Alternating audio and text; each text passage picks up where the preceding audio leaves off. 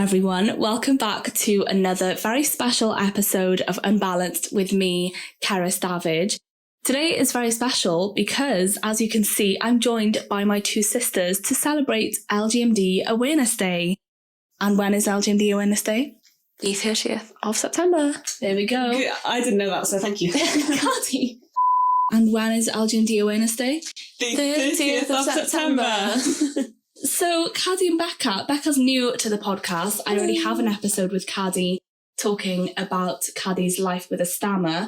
But this time we're going to be talking about something that the three of us have in common, which is both celiac disease and LGMD, limb-girdle muscular dystrophy. But first, let's get these guys to introduce themselves, because Caddy, since the last time we saw you, some things have changed. Update us. I've graduated. Yay! Congratulations! I'm free. And I've got a job up in Manchester. And I'm about to move my entire life to Manchester for the next 6 months. This is crazy. It's the first time I've lived outside of Cardiff, so I'm nervous about that. Also about the job, but it'll be fine. It'll be great. I mean, by the time this episode comes out, you'll be like... Oh, yeah. I'd be like... almost 2 months in. Yeah. Wow. Which is crazy. So you're probably doing well. You're probably smashing it. You're probably going to be absolutely fine. I'm sure we'll talk more about, you know, your path into this kind of job. But Becca, welcome to Unbalanced. Yay! I'm so excited to be here. I know.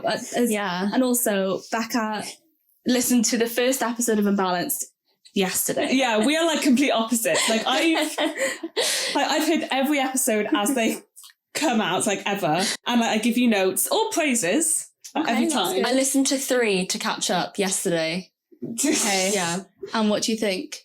It was great. There were 3 interview episodes because I thought I should get the gist of how the interview ones work. And you just can't bear just me. I get enough of that already, so I don't think I need any more. I've just finished secondary school or high school, and hopefully I'll be starting at the University of Leeds in September. So yeah, by the time this comes out, I will have started.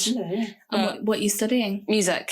Yeah. By the time this episode comes out, you will have had your results and you'll be in uni, which is going to be weird for me because I've been the one that's used to flying the nest and being away from home, and I've always had my whole family to come back to. But now, I'm going to actually be flying the nest if flying is cheaper than getting the train to Leeds every time. Yeah, Leeds is far. Yeah. It's further than Manchester, but you guys will be close to each other. Do you reckon you'll be visiting each other?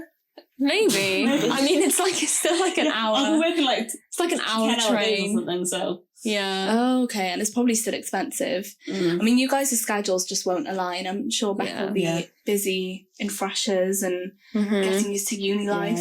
Are you excited to be living alone? Yeah. Well, I'm kind of living alone. I feel like since you moved out and Caddy's been in uni, I've kind of been a bit of an only child anyway. And I think I've had a lot of independence, and because mum and dad go to the caravan a lot, so I have to like feed myself and walk the dog or whatever. So, I mean, it'll be different, definitely. But I've had a little bit of a transition. That's true, actually. You've kind of gotten used to cooking for yourself and looking after yourself and just living your own life outside of... I mean, it was different for me because when I left uni, I was leaving a family of the 5 of us. Yeah. So it went from like being really chaotic and just everyone doing everything together. Like we were all having meals together. I had to practice my making my own meals and doing my own things outside of that. Yeah. It wasn't just a life I was living before uni anyway. So. It's kind of gone quieter and quieter for me. Yeah, exactly. I've been an only child. I mean, our mum has said that I'll be the only offspring still in Cardiff. So that's nice that she considers us just as offspring. She can well, she will refer to her as spawn point. Spawn point. Oh dear. Mom, I'm sorry. Actually, on that note, it occurred to us recently that this is the first time that my parents are living together in the house without any kids at all. Because you went to uni and we were there still. I went off to uni. You came back for a bit and then left, but you were there still. Yeah. And now, yes. They expected to have you back. Yeah, exactly. Because you got your job so unexpectedly. So we weren't expecting Caddy to go to Manchester. It was such a shock, actually. Yeah, it wasn't planned at all. I applied for like every job I could in South Wales, and the one job that I didn't apply for is what I got offered, and I was like, oh, okay. It's crazy. So, it's crazy how life just throws unexpected things at you. You have to just ride the wave. Ride the wave. They're going to be empty nesters. I don't think Gertie's having enough attention here. No. His special day. Yeah. So LGMD, I think Gertie's a he. He. But we don't want to assume. It's LGMD Awareness Day on the 30th of September, and this episode is kind of a little celebration of that. So we're all wearing an LGMD wristband.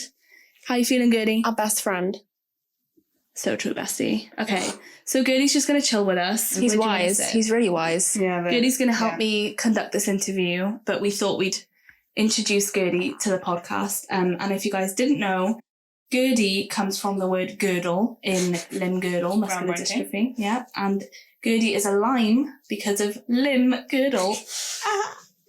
Hilarious. So it's Lyme Gertie instead of limb girdle, and I think that's just fantastic.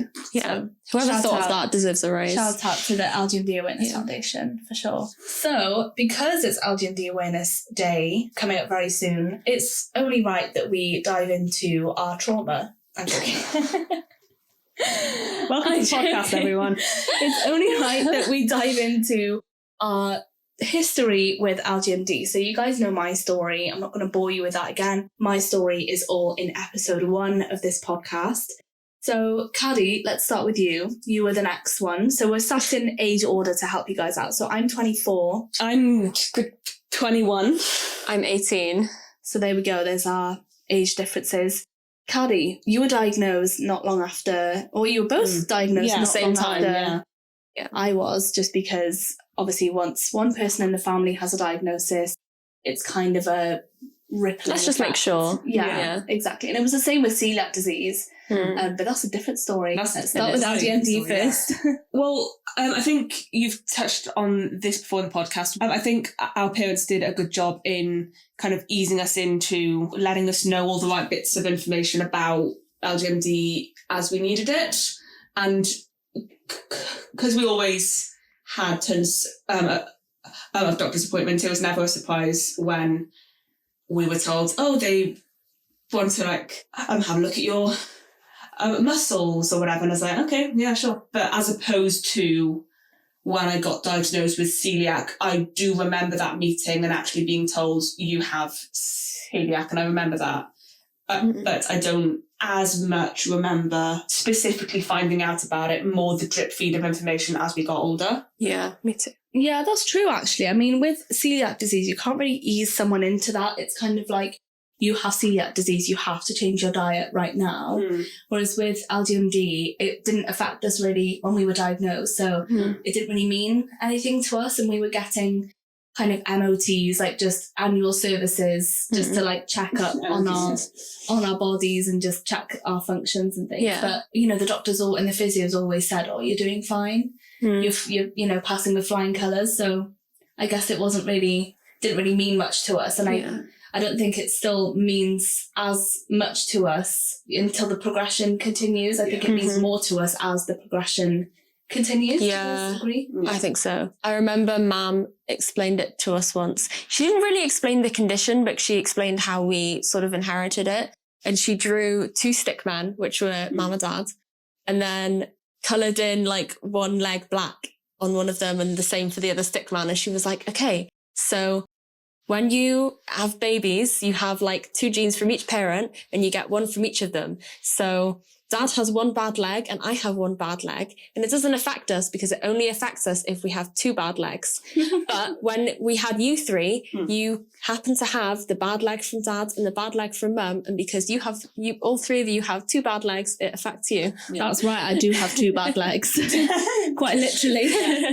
But yeah, no, that's a good way of explaining it. I remember learning about that in biology. And make more sense. I actually know about this because this actually directly affects me. Do you know what? My friends who do biology came up to me a couple of months ago Becca, we did your muscular dystrophy in biology today. It wasn't the limb girdle one. It started with D. It was Duchenne. And Duchenne. And you're like, yeah, that one. So they do a bit of it. Yeah, for A level. Wow, that's so cool. And that means that it's a recessive condition, not a dominant one, as opposed to you have to have 2 of the bad genes to have it and not 1. Whereas dominant yeah. would be 1 bad gene. Yeah, that's right. Thank you for reminding us of that. That's GCSE biology. Yeah, and that's why 2I, which is the specific LGMD that we have, the FKRP mutated gene, is now called R9 because they ran out of letters. And R stands for recessive, and 9 is the letter I, so the 9th letter of the alphabet. Yeah, because you can't run out of numbers. Exactly.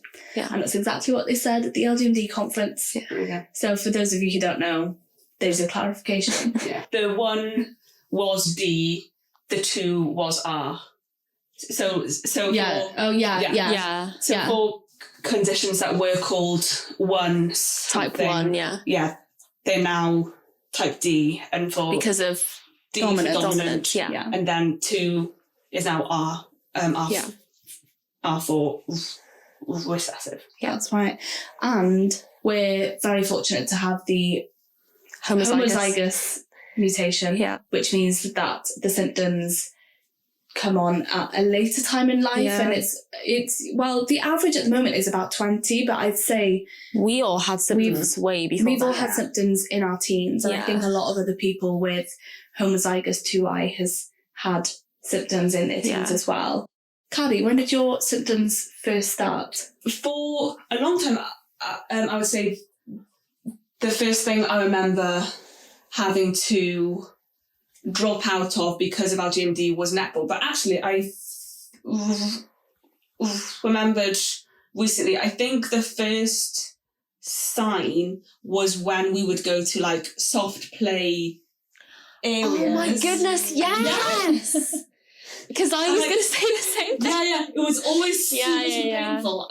And we'd always be like in like so much pain, and like the leg stiffness. Yeah. Like as kids. And I don't think I ever linked it to LGMD at the time.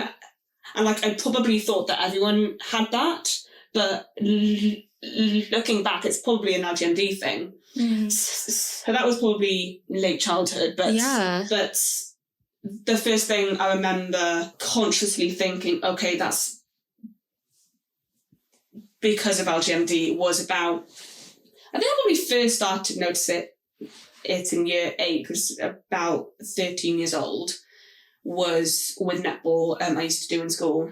I would struggle more and more to get through a full match. One match is, I think, 14 minutes, and I would struggle more and more to get through that until I think I hobbled through year 9, and then at the start of year 10 I had to drop out, which is about age 15. And I also remember we'd have to do a lap of the school. I remember my teacher pulling me aside, I think it was probably year 9 or year 10, and saying that my time was a lot longer than last year, and that's something to worry about. And I was like, yeah, I know, it's because I've got a disability. It's what I've been trying to say for years. Because like, it's not that like they didn't believe us. Like, I think by the time they just didn't care by the time they got to teaching me. Oh, I felt so basically discriminated against. Oh, it was like quite harsh. Yeah.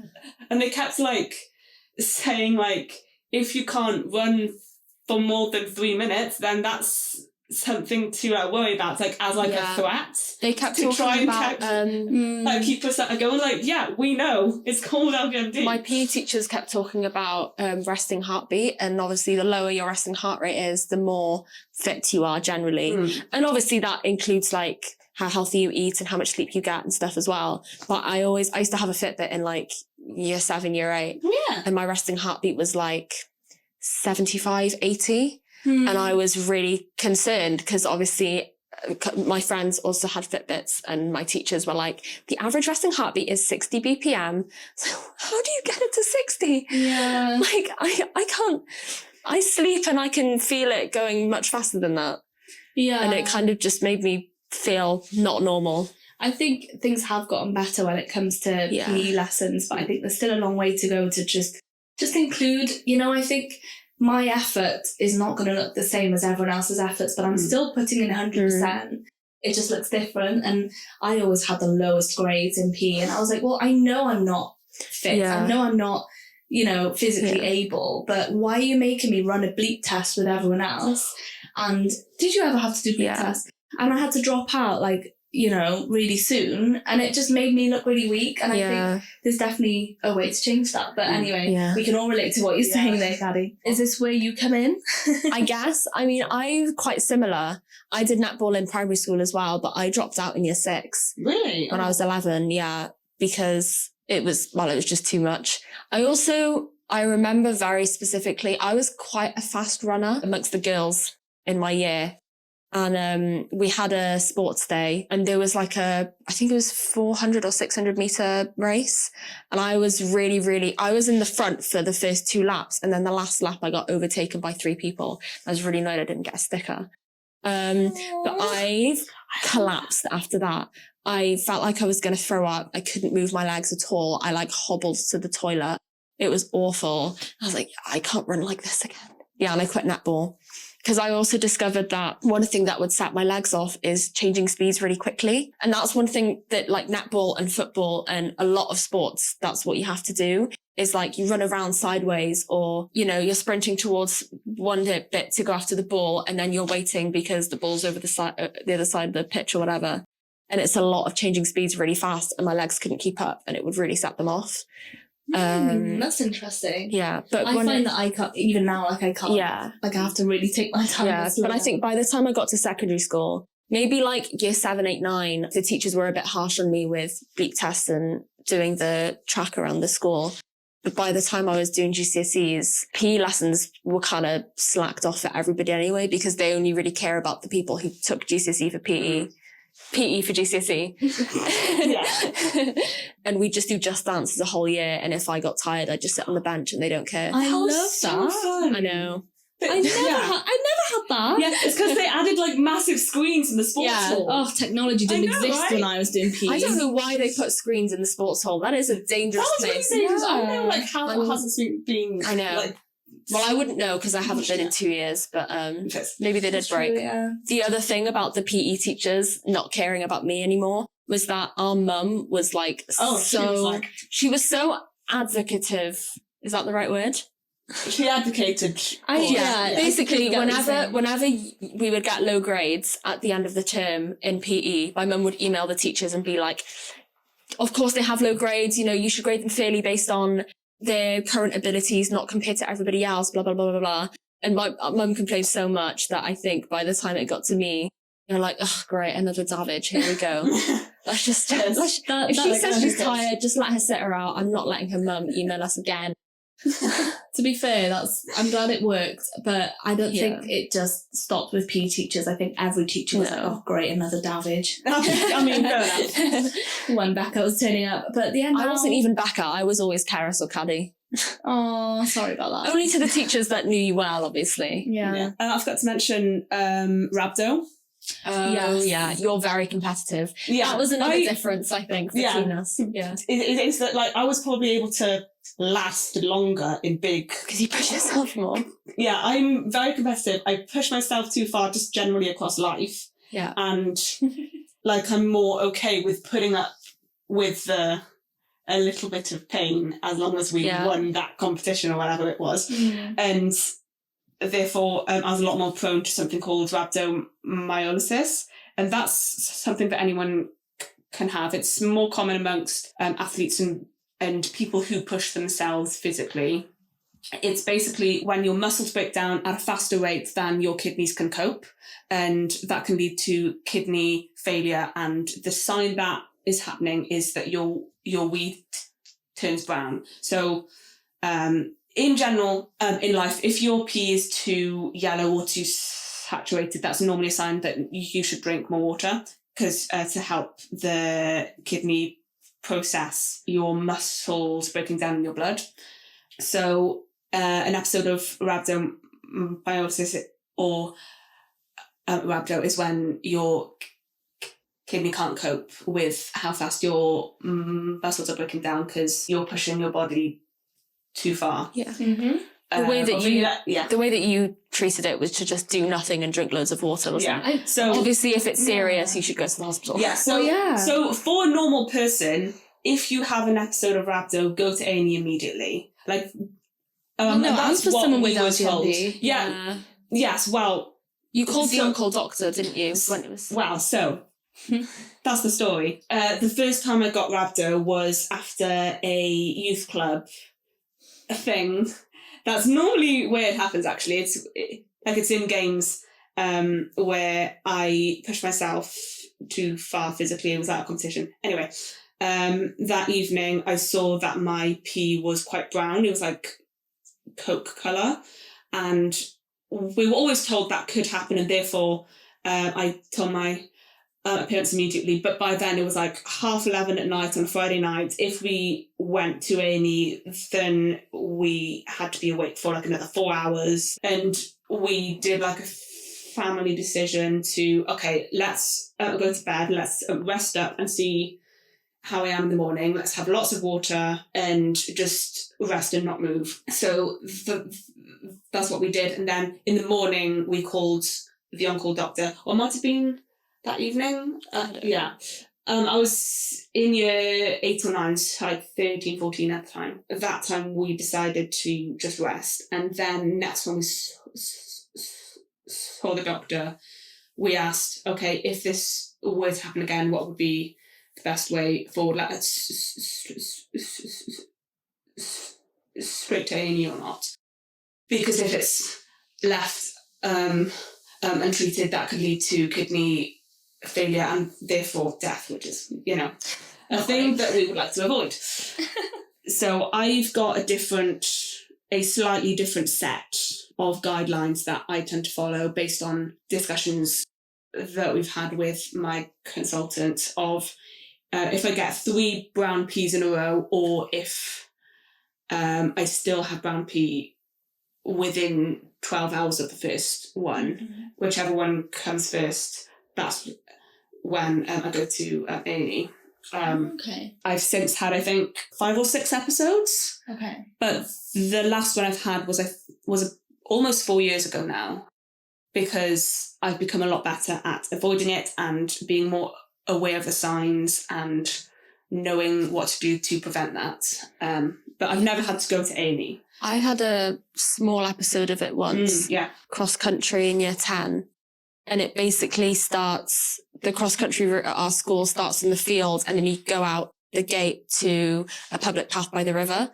And that always gets congested and slowed down. So you run the first bit and then stop, try to get onto the path and then run again. And because of the speed difference that I talked about earlier, I sort of jogged the first bit and then stopped and then walked, and my legs really seized up. I was like, okay, it's fine, I can do it. I wanted to prove myself that I could do it really gently just one last time. And I sort of hobbled along a little bit and decided, no, I can't do this. And I turned back and just sat on the field and had a bit of a breakdown in the middle of the school. And then I went to the toilet in school and it wasn't terrible, but I did have a bit of rhabdo. I was like, I'm just going to not do anything and have loads of water. I don't think I went home, but. Really? Oh, no. Maybe in hindsight you should have, but yeah. Do you not just feel like when I've never had rhabdo, but you just feel like exhausted, completely wiped? Yes, it's that's the last time. Muscle in your body is just like. That's the last time I ever pushed myself to do anything. Yeah, I'm surprised you haven't had any more since. I'm surprised you haven't had any more rhabdos. How physical your university course is. Yes, so I've definitely found that it tends to come if I do a lot of exercise in a short amount of time. Okay. Where what I did a lot in uni, which has been the past 3 years, is a lot of low to medium exercise throughout the day or week or weeks. I have had some interesting times in uni and definitely several bedbound days where I've just been too exhausted to move. And again, that's been a learning curve of knowing how I get there, how to avoid it, what that feels like, and then putting back from that. And now it's just a case of, okay, that's what I can't do. Let's just not do that at all, instead of trying to manage the pain or manage the fatigue. I'm just not going to go there at all. Yeah. If that makes any sense at all. No, I really get that. And I find it really interesting because our symptoms, even though they kind of started off quite similar, I think we have different versions of symptoms of LGMD. And the way I always explain to people is that I get the weakness, so I physically can't push myself because my body won't let me because I'm just too weak to even do it in the first place.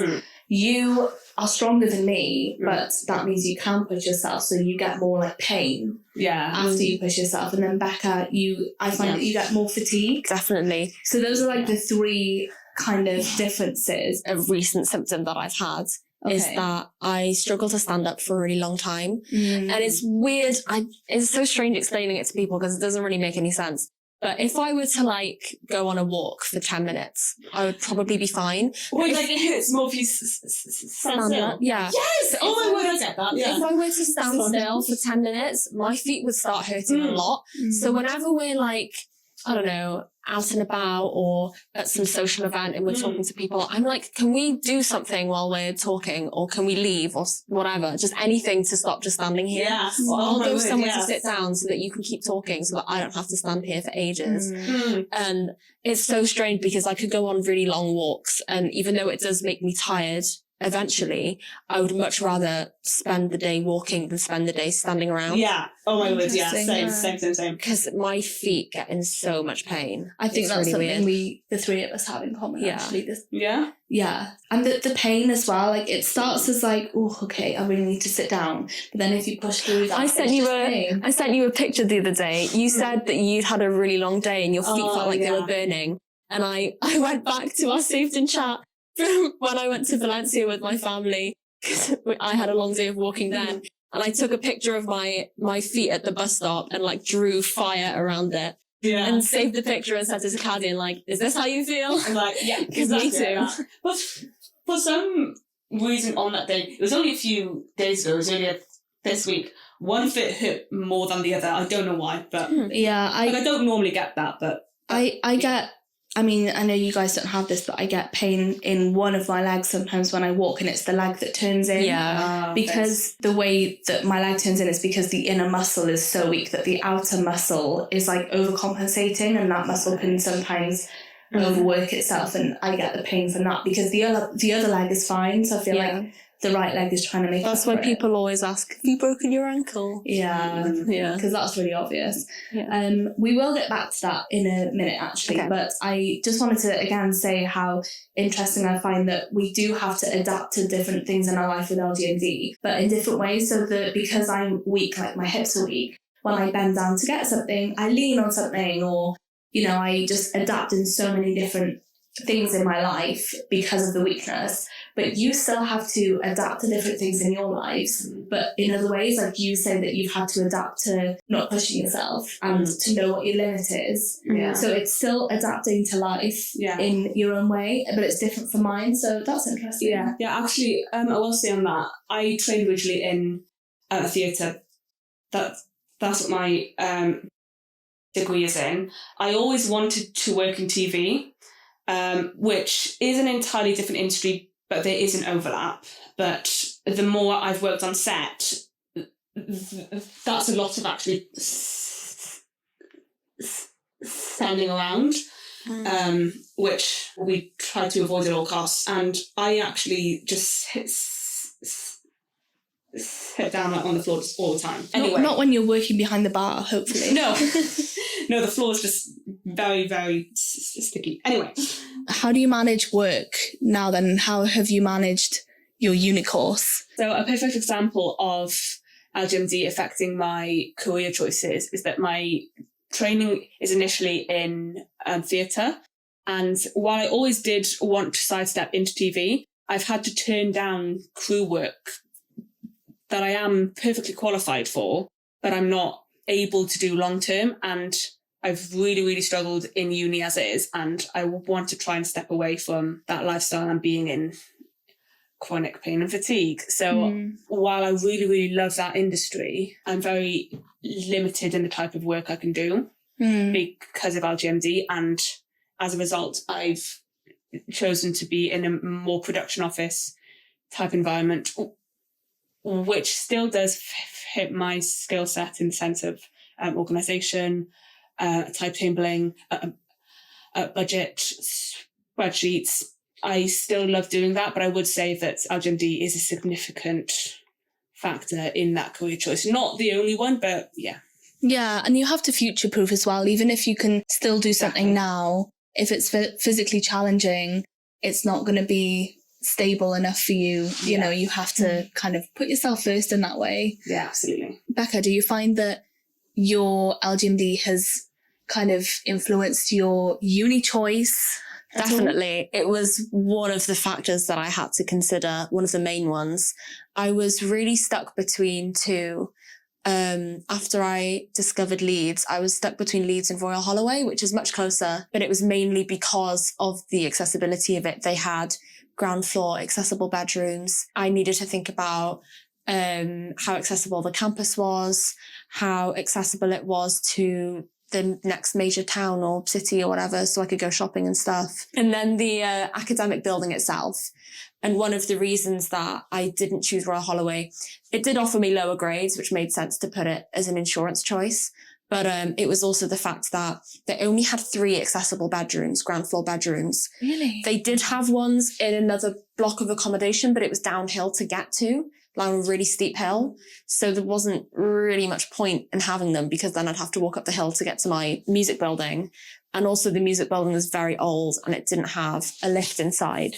And that would mean everybody else would have to accommodate around me and having lectures downstairs and things like that. And you don't want that when you're starting off. Exactly. You don't want to be the inconvenience. And and so Leeds then kind of became my first choice. I mean, I do love the university and there's many other reasons that I put it first, but even though the campus is kind of on a slope, they have something called a red route, which basically means they've planned out an accessible way to get from the top to the bottom of the campus without having to walk any stairs at all. No. Yeah. So you basically just go through buildings and use the lifts, which is really cool. And I have on-campus accommodation, which has lots of accessible rooms and a lift inside the building, which is great. And the music building has a lift and it's relatively new.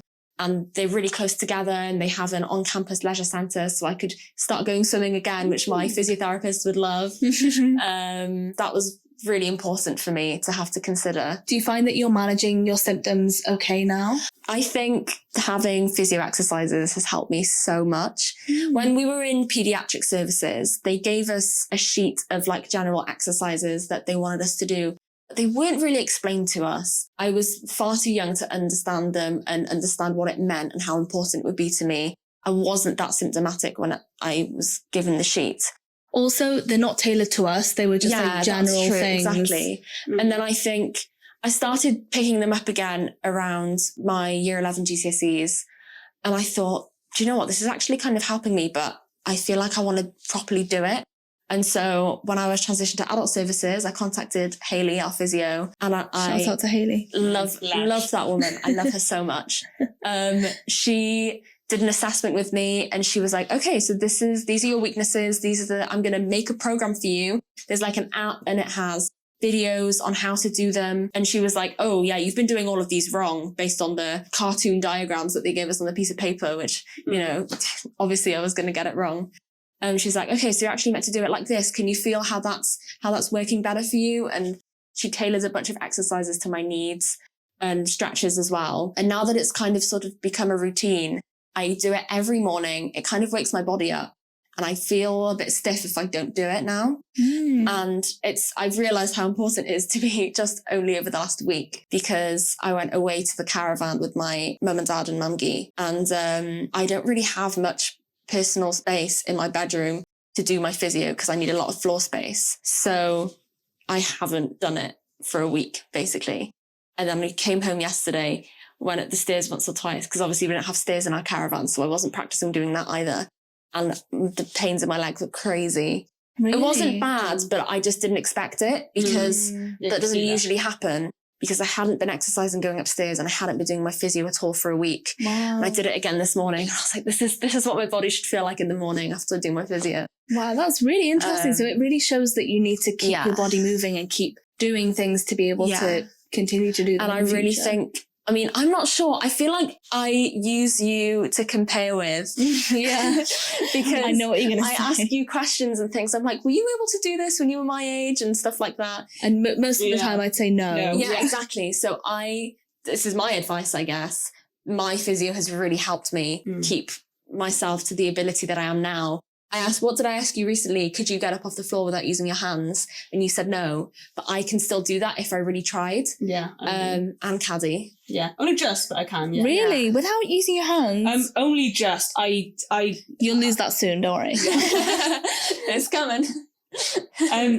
Yeah, a lot of things I can do, like climbing stairs without a handrail. I think 80-90% of the time I can. Yeah. But okay. I think I could as well. Basically always try not to do that and try to always have a handrail for stability, but also as like insurance, like just in case I were to get a weak leg, especially downstairs actually. To go upstairs, I kind of pull myself up. Up downstairs, it's just for holding myself as I use gravity. We've talked about this before, and I think this is, a lot of people might be able to relate to this, is that uphill or upstairs is more tiring because you're hoisting yourself up. Yeah. Downhill is painful because it's weird to say, but it's easier to go faster downhill because then you're letting gravity take you, and otherwise you're sort of pushing against gravity to hold yourself up. And every step that you take, you're sort of holding your whole body weight on one bent leg whilst you're taking the next step down. And it's just basically more painful. Yeah. So it's not like... You have more to fight against. Yeah. So sometimes people ask the question, would you prefer to do the ramp or the stairs? Honestly, it doesn't make a difference. It's going to probably have the same effect either way. For me, it's always the ramp because I can take little steps. That's true, yeah. Do you guys find that locking your legs or like locking yourself in like a certain position actually helps? Like, for example, if you bend down. I've noticed recently. Do you know what? I only noticed when I was on holiday with my friends, because I don't know if they pointed it out or I just realised, but I bent down to get something from a low shelf in the kitchen, and I just had I spread my legs and had them straight, and I just leant down on the counter and grabbed it. Yeah. And I was like, I don't know can't remember if they pointed it out or not, but it made me realise that I've been doing that a lot more recently. And I tend to not bend my legs to go down to reach something. Because then you're more compromised. Yeah. Because then it's kind of like doing a squat or and you just have to push yourself back up rather than push your core back up, which is a lot stronger than my knees. Yeah, that's a good point, actually. Interesting. We've run out. Okay. I mean, I guess that just shows, again, the difference between us, because I have the weakness. Yeah. So you guys can do more physically than I could at your age. This is kind of a really weird segue, but I feel like my symptoms are more aggressive or have been more aggressive at all these different ages. Yeah. But it's the same with celiac disease as well. Yeah, that's true. I was the first person. I've got the worst of both worlds. I have the more severe symptoms, and touch wood, you guys haven't really, I mean, you've been quite sick from gluten more recently, but I think because I had the celiac first and I've had it for longer, my body's gotten more used to being without it maybe. Yeah. But my symptoms are so severe. I've been gluten free for over 12 years now, almost 13 years. Wow. So it's not exactly... I was always the normal one. Yeah. It's like, we've all got muscular dystrophy, but I don't have to not eat gluten. And I love the little bakery, and I love croissants so much. I got regular blood tests, and they were like, Becca, your bloods are a little bit high, so we're just going to do an endoscopy. And they shoved a camera down my throat and took pictures of my intestines, and I got to see pictures from inside my intestines, and that was really fun. And they were like, yeah, you have celiac disease. But because I wasn't having any symptoms, they said I didn't necessarily have to change my diet immediately. So I was diagnosed in April, I think, or May. What year? Of 2022. And then I decided to delay it, and I had my last meal on my 16th birthday in September. I'm sure it was harder for you because you've had a life with gluten for longer. Yeah. And you're also what we have as a family called a carbivore. So you've just been obsessed with everything carbs, I actually think I've been snacking a lot less since I've been diagnosed. I used to eat biscuits all the time. But now I just have to smell my friend's food. I did that as well. I was like, can I just at least smell it? When my friends get something from Greg's, I'm like, just give me the bag. Yeah. How have you found gluten-free life for the past 3 years? Do you know what? I think it's a lot better since you guys were little and we had to go on holidays and try and find gluten-free food. Now. But I kind of don't really eat that much gluten-free alternatives to stuff other than bread. Really? Bread and... Do you eat biscuits? Kind of. I have the muffins. But kind of. Like, bread and dessert food is probably the only gluten-free alternatives I eat. Oh, actually, that's not true because there's like dinners and stuff. But I don't tend to cook that myself yet. Do you find that like checking for cross-contamination is still like something you're getting used to? Yeah. I mean, we just went on holiday and we had to check for cross-contamination for a bunch of stuff. And a couple of places were like, what's cross-contamination? I'm like, well, you have a tray here of gluten-free baked goods next to baked goods baked with gluten. Why are you saying that it's gluten-free when it's on the same tray? Yeah. That's the thing I've tend to find with a lot of places now is that pretty much everywhere now has that insurance disclaimer of like, we have gluten in the kitchen and we can't 100% basically guarantee. Like, please don't sue us, essentially. But sometimes it's hard to know. Yeah, exactly. Are they actually meaning that they're cross-contaminating? Always check, okay, what are the actual procedures? Like, are you actually trying to keep it gluten-free? Or is it... like, for example, I was at a hen do last year and it was... We went to like a pizza stand, like food festival style, that said that they did a gluten-free basis. And I was like, oh, okay. I'll ask and see like how gluten-free it is. And I could see that it was only one oven. And I was like, okay, how is it kept gluten-free? Oh, we don't. Oh, okay. Is it like in like a different tray or like a different cooking area? Oh no, it's just like in the literal massive piles of flour, the gluten-free base dunked in this massive pile of gluten flour.